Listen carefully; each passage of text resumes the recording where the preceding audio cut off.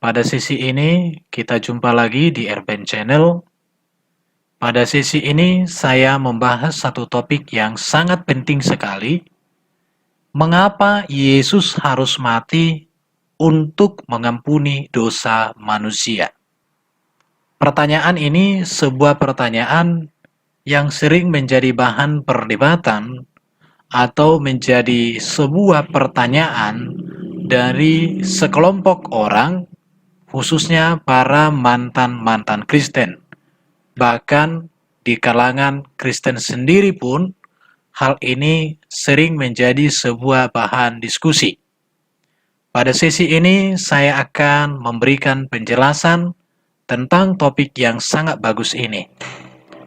Dimohon kepada Bapak Ibu semua supaya menonton video ini sampai selesai sehingga menangkap apa yang saya sampaikan, apa yang saya maksudkan tentang topik ini. Mengapa Yesus harus mati untuk mengampuni dosa? Kita tahu bahwa Tuhan itu Maha Kuasa. Ia dapat mengampuni dosa dengan hanya bicara, "Dosamu sudah kuhapuskan." Atau hanya dengan berkedip saja.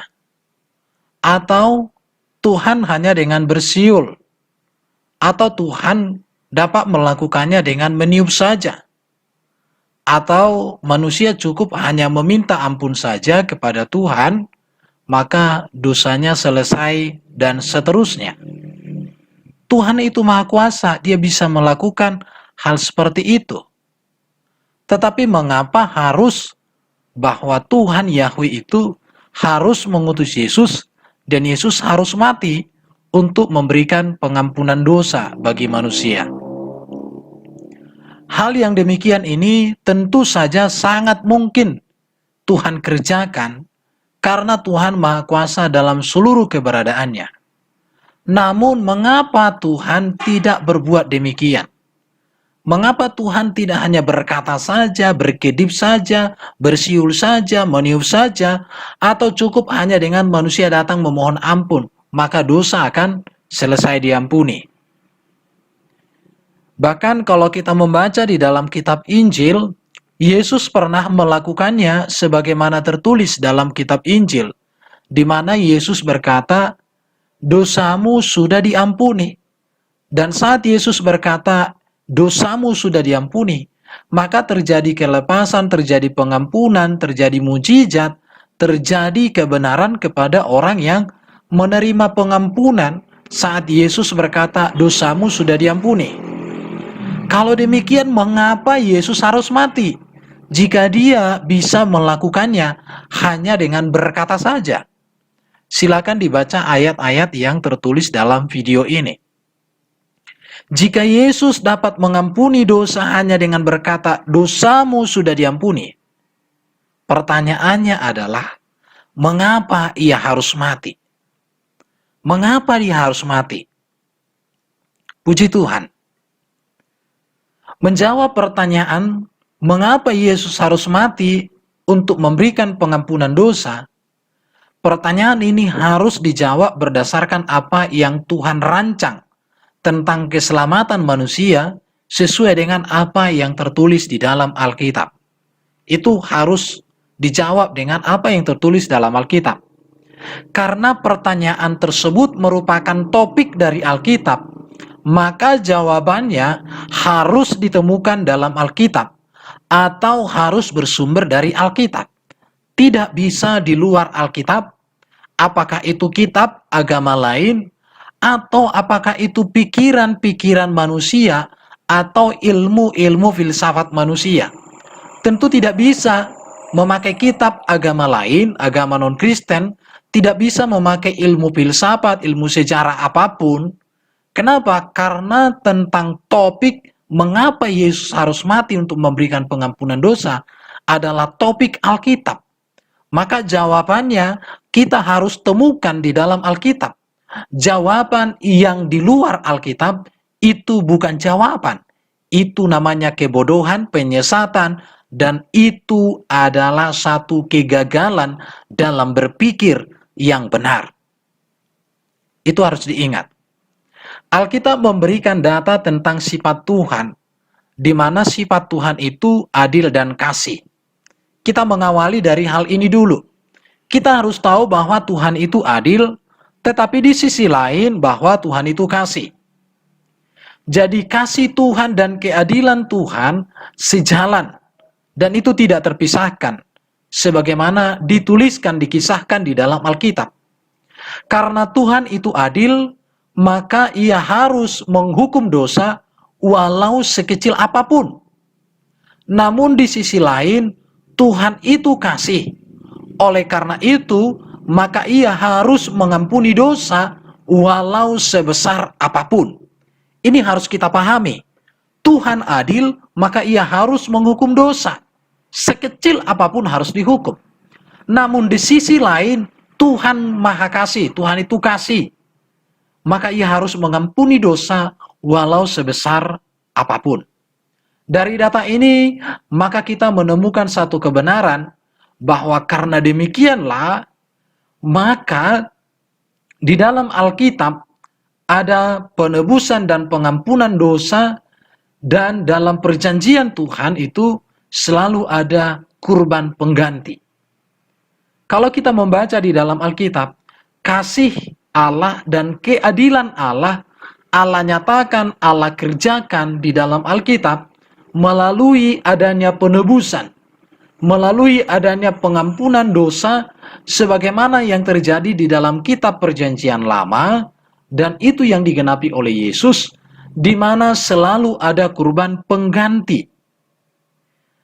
Maka dikatakan bahwa kurban sebagai ganti penghukuman dan penyucian atas dosa itu terjadi di dalam Alkitab. Di dalam Alkitab Perjanjian Lama, kitab Taurat dan kitab para nabi, jelas dikatakan tidak ada penyucian, tidak ada pengampunan tanpa adanya kurban, tanpa adanya darah yang dicurahkan. Dan hal ini dituliskan di dalam Ibrani pasal 9 ayat 18 dan ayat 22. Kurban juga sebagai tanda perjanjian antara Allah, antara Tuhan Yahweh dengan manusia. Dan hal ini sudah terjadi sejak semula. Apa buktinya bahwa setiap perjanjian, setiap pengampunan, setiap penyucian atas dosa, setiap keselamatan di dalam kitab Taurat dan kitab para nabi, selalu ada tanda darah, ada kurban pengganti yang dijadikan sebagai sebuah bukti tentang pengampunan, tentang penyucian, dan tentang keselamatan manusia. Mari kita melihat di dalam data-data berikut. Kita melihat di zaman Adam di Taman Eden. Dikatakan jelas bahwa Tuhan Allah mengurbankan binatang. Dan ini kurban pertama yang terjadi di mana Allah sendiri mengurbankan binatang. Di sana ada darah tercurah. Dan ini merupakan jaminan pengampunan dosa Adam. Dan sebagai tanda perjanjian Tuhan Allah Yahweh dengan Adam bahwa dosanya sudah diampuni. Bisa dibaca di Kejadian pasal 3 ayat 21. Allah mengurbankan binatang, darahnya dicurahkan, dan kulitnya menjadi pakaian mereka. Jadi di sini kita melihat bahwa ada tanda kurban, tanda darah, sebagai bukti bahwa Allah memberikan penghapusan dosa, pengampunan dosa, penebusan kepada manusia yang sudah jatuh ke dalam dosa. Sangat jelas. Kita lanjut kepada zaman Abraham. Tuhan Allah menyediakan binatang domba untuk dipersembahkan sebagai tanda perjanjian kekal Tuhan Allah dengan Abraham dan keturunannya, yaitu keturunan yang berasal dari Ishak menjadi umat pilihannya. Di mana saat itu Allah menguji iman Abraham, maka Allah meminta Abraham untuk mempersembahkan anaknya Ishak. Tetapi ketika Abraham ingin menyembelih anaknya, Tuhan berkata, "Hentikan, aku sudah melihat imanmu, lihat ke belakang." Maka Abraham menoleh ke belakang dan dia melihat seekor binatang domba terikat. Dan itu disediakan oleh Allah. Maka ketika Abraham mengambil binatang itu disembelih, maka di sanalah terjadi perjanjian keselamatan perjanjian kekal antara Tuhan Allah dengan Abraham. Bahkan di sana terjadi penebusan terhadap Ishak, di mana Ishak selamat, tetapi yang disembelih adalah domba yang disediakan oleh Allah itu sendiri. Kita masuk kepada zaman Nabi Musa. Tuhan Allah memerintahkan bangsa Israel untuk menyembelih binatang domba, dan darahnya ditaruh pada ambang pintu sebagai tanda penebusan bangsa Israel dari Mesir yang menyelamatkan dan membebaskan mereka dari perbudakan.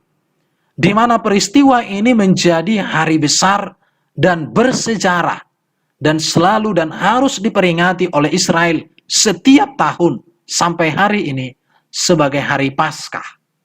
Jadi sangat jelas di sini ada tanda darah, di mana darah dikurbankan, binatang dikurbankan, darahnya ditaruh pada ambang pintu. Maka jelas sekali bahwa setiap perjanjian keselamatan dan penebusan di dalam kitab Taurat dan kitab para nabi selalu ada tanda darah, sebagaimana dikatakan dalam Ibrani pasal 9 ayat 18 dan 22 tadi. Demikian dengan zaman Musa. Bahkan kalau kita melihat di zaman para nabi sejak zaman Musa, di mana bangsa Israel itu selalu mempersembahkan kurban-kurban dalam setiap ibadah mereka, yaitu kurban penebusan dosa, kurban pendamaian, kurban keselamatan setiap hari di rumah Tuhan atau di tabernakel. Hal ini bisa dibaca di dalam Imamat pasal 1 sampai dengan pasal 7, bahwa ada kurban-kurban yang harus dipersembahkan sebagai tanda perjanjian penebusan dan pengampunan dosa bagi umat Israel. Jadi sangat jelas sekali bahwa mengapa Yesus harus mati, harus kita melihat bahwa rancangan keselamatan yang dikerjakan Allah mulai zaman Adam sampai kepada zaman para nabi, adanya sebuah kurban pengganti, adanya sebuah tanda darah yang dicurahkan. Puji Tuhan, mari kita lihat kebenaran ini semakin dalam lagi. Mengapa Yesus harus mati untuk mengampuni dosa? Yesus harus mati untuk memberikan pengampunan dosa merupakan pernyataan Yesus sendiri. Kita melihat dikatakan di sini bahwa itu harus terjadi untuk penggenapan atas seluruh janji-janji Tuhan Yahweh tentang penebusan, pengampunan dosa, serta keselamatan, sebagaimana tertulis di dalam kitab Taurat dan kitab para nabi.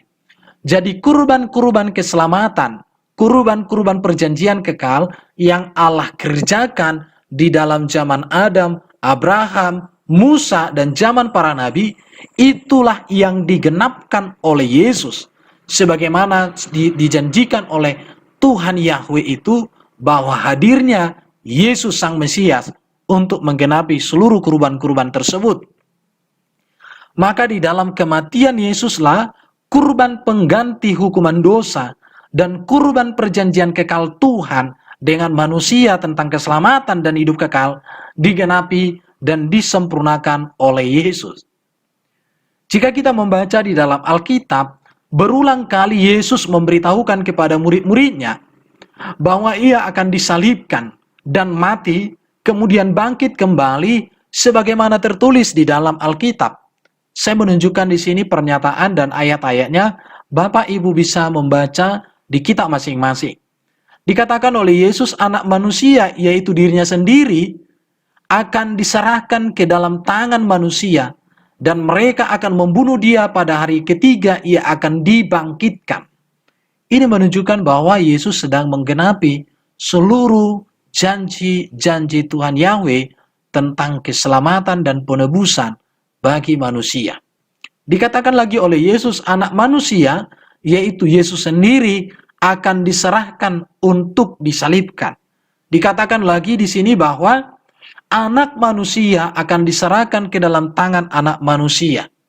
Dikatakan lagi bahwa anak manusia harus ditinggikan. Tiba saatnya anak manusia Yesus harus dimuliakan.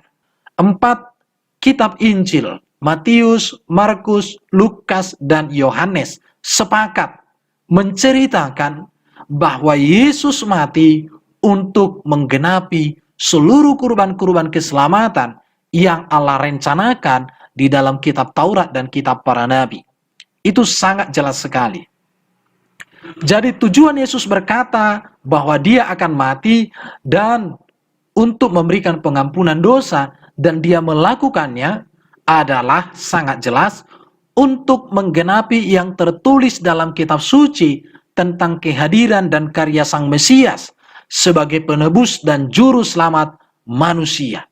Silakan membaca di dalam Matius 26 ayat 54-56, Markus 14 ayat 49, Lukas 8 ayat 31, Lukas 22 37, 24 ayat 44, dan Yohanes 15 ayat 25.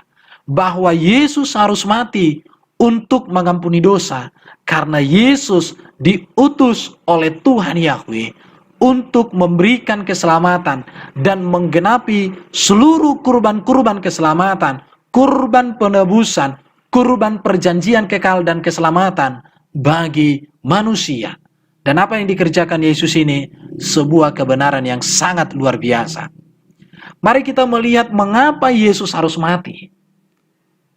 Karena Yesuslah kurban yang sempurna yang diberikan oleh Tuhan Allah untuk menggenapi seluruh kurban keselamatan bagi manusia. Itulah sebabnya maka Nabi besar Yohanes Pembaptis, di mana Yohanes Pembaptis ini mendahului atau perintis jalan bagi Yesus. Saat Nabi Yohanes berjumpa dengan Yesus, saat Nabi Yohanes melihat Yesus, maka Nabi Yohanes, nabi yang sangat dihormati, yang disegani, nabi besar yang diakui oleh bangsa Israel pada waktu itu, mengatakan, "Lihat anak domba Allah." Nabi Yohanes mengatakan bahwa Yesus adalah anak domba Allah. Dikatakan, "Lihat anak domba Allah yang menghapuskan dosa dunia." Di mana gelar anak domba di sini menjadi gelar Yesus di dalam kerajaan surga. Di mana Yesus disebutkan sebagai anak domba sebanyak 34 kali di dalam penglihatan Yohanes, sebagaimana tertulis di dalam kitab Wahyu. Silakan Bapak Ibu melihat di dalam kitab Wahyu, ada banyak sekali sebutan gelar bahwa Yesus anak domba Allah. Apa artinya bahwa Yesus anak domba Allah? Karena Yesuslah yang diutus oleh Allah menggenapi semua kurban-kurban domba-domba keselamatan. Di dalam diri Yesus sudah disempurnakan. Maka karena itu Yesus harus mati untuk mengampuni dosa. Bahkan penulis kitab Ibrani juga mengatakan bahwa Yesus kurban yang sempurna, yang menyempurnakan kurban-kurban pada zaman Musa dan pada zaman para nabi. Di mana dikatakan penulis Ibrani bahwa kurban-kurban pada zaman Musa dan pada zaman para nabi merupakan kiasan, gambaran akan pengorbanan Kristus. Maka semua kurban-kurban yang terdapat di dalam kitab Taurat dan kitab para nabi itu kiasan, gambaran. Dan setelah Yesus hadir, maka pengorbanan Yesuslah, kurban Paskah tentang Yesuslah yang menyempurnakan puncak dari semua karya-karya pengorbanan untuk keselamatan yang terjadi di dalam kitab Taurat dan kitab para nabi. Di mana dikatakan bahwa Yesus mempersembahkan dirinya sebagai kurban yang sempurna bagi pengampunan dosa. Dan di dalam Yesus, di dalam darah Yesus yang tercurah, ada perjanjian kekal Allah bagi keselamatan manusia, dan itu dikerjakan oleh Yesus satu kali untuk selama-lamanya. Silakan Bapak Ibu membaca di dalam Ibrani pasal 9 ayat 11 sampai dengan ayat 28. Demikian juga Petrus. Petrus ini seorang murid Yesus yang sangat dekat dengan Yesus, yang benar-benar mengerti dan mengenal siapa Yesus. Petrus mengatakan dengan tegas dan jelas bahwa Yesus adalah kurban yang sempurna bagi penebusan manusia yang berdosa, bagi penyelamatan manusia dari ikatan kutuk dosa. Dikatakan oleh Petrus, manusia ditebus, didamaikan oleh Yesus kepada Bapa melalui darahnya yang mahal, sama seperti darah anak domba yang tak bernoda dan tak bercacat. Di sini dikatakan Petrus bahwa Yesus itu seperti darah anak domba yang tak bernoda, tak bercacat. Kita tahu bahwa di dalam kitab Taurat, kurban-kurban yang dipersembahkan oleh bangsa Israel untuk mendapatkan pengampunan dan penebusan adalah domba-domba yang tidak bercacat, domba-domba yang terbaik. Tetapi Yesus sudah menyempurnakan hal itu, menggenapi hal itu di dalam dirinya, di dalam kematiannya. Maka seluruh korban-kurban yang ada dalam kitab Taurat dan para nabi itu sudah digenapi di dalam diri Yesus. Bahkan Rasul Paulus juga mengatakan hal yang sama. Yesus sebagai anak domba Allah adalah anak domba Paskah yang menyelamatkan manusia dari perbudakan dan kematian karena dosa. Dikatakan oleh Rasul Paulus, sebab anak domba Paskah kita telah disembelih, yaitu Kristus. Maka di dalam Yesus, Paskah yang sempurna telah terjadi satu kali untuk selama-lamanya bagi seluruh umat manusia. Paskah yang dikerjakan di zaman Musa menyelamatkan bangsa Israel dari Mesir dan memimpin bangsa Israel masuk kepada tanah Kanaan. Tetapi Paskah yang dikerjakan oleh Yesus menyelamatkan seluruh bangsa di muka bumi dari dosa dan maut dan membawa kepada keselamatan. Maka dikatakan oleh Alkitab, Yesus kurban yang sempurna yang diberikan oleh Allah bagi pengampunan, pemulihan, dan bagi penebusan manusia yang berdosa. Jadi dari materi yang saya paparkan ini sangat jelas sekali. Mengapa Yesus harus mati untuk mengampuni dosa? Karena Allah mengutus firman menjadi manusia. Itulah Yesus. Di dalam Yesuslah segala karya penebusan, segala teladan kebenaran, segala hidup yang kekal Allah sudah berikan kepada manusia.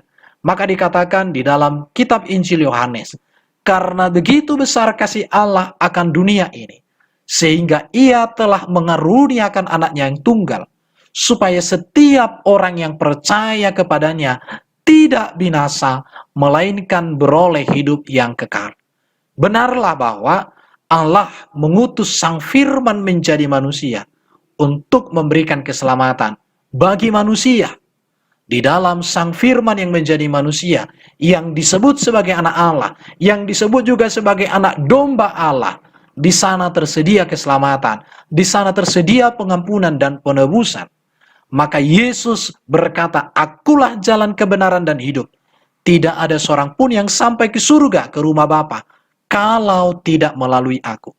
Tidak ada keselamatan tanpa percaya kepada karya, ajaran, dan kehidupan Kristus sebagai penebus dan juru selamat manusia. Kiranya kebenaran yang agung ini memberkati kita semua. Mari terus beritakan karya Kristus, pengorbanan Kristus yang agung di kayu palang untuk semua jiwa-jiwa mengerti, memahami, dan mengalami keselamatan